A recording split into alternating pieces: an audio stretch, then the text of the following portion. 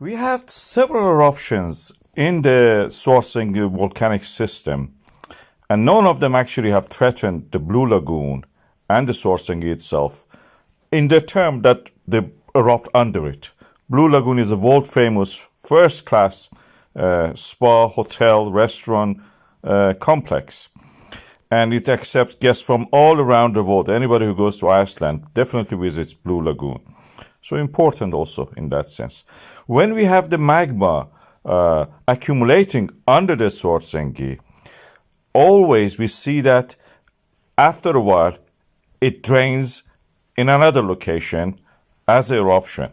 So in this case, in the latest one in February 2024, we saw that the magma erupted under another location nearby in the Sundunga craters. As you can see here in this diagram, the blue part shows that the drainage of the magma and the red part shows that the eruption. And in all the risk assessments that we had so far, Blue Lagoon and Svartsengi were not threatened. The only time that we had a tongue of lava from following the slope of the ground came around the Svartsengi and actually was stopped by the wall. It didn't reach even there.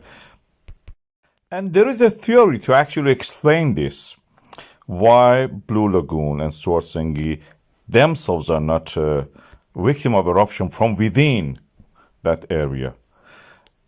This theory says the storms of the earthquake, which start in that region and magma accumulation under the Svartsengi, actually compacts the cracks and the fractures and fault lines under the Svartsengi and Blue Lagoon itself, like what you see here. We have uplift and then downfall, uplift, downfall. All this uplift and downfall actually has closed down the cracks and the fractures that can actually be a pathway for the magma. Magma needs to melt the rock through the earthquakes. But this area is all the time compacted, like a compactor that we use. The earthquakes and storms of an earthquake act like a vibration plate of a compactor, practically closing the fractures, fault lines, everything that when the magma wants to rise to the surface, it stops the movement of the magma upward under the Svartsengi itself. But because the area around it has active fault lines, the ones that are open in the mid-oceanic reach, they are not compacted and they are a pathway for the magma to rise to the surface. We look at this and you can see here also Blue Lagoon earthquakes are not actually those ones related to the rising of magma, are not actually on the Blue Lagoon or Svartsengi itself. This is the moment the dike is active and the dike wants to rise pathway. And this is the zipper effect. When we have the eruption, for example, in the December, then January, then February, all the time this movement of the plates creates at the edges this kind of eruptions. The crest of these fault lines you see here between those eruption points is actually safe because there is nothing there there is no pathway for the magma.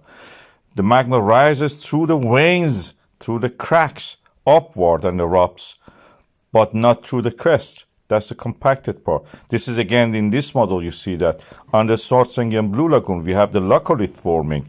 It's compacted, it cannot rise from there, so horizontally moves and find a pathway through the fault lines and erupt. This is the pattern we have seen through the uplift data that we have from the GPS data. All the time we have seen this pattern.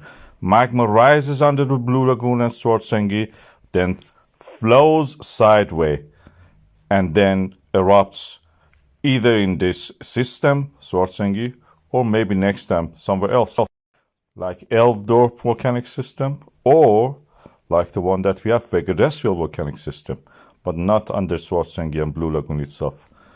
That explains why there is no eruption in the Blue Lagoon.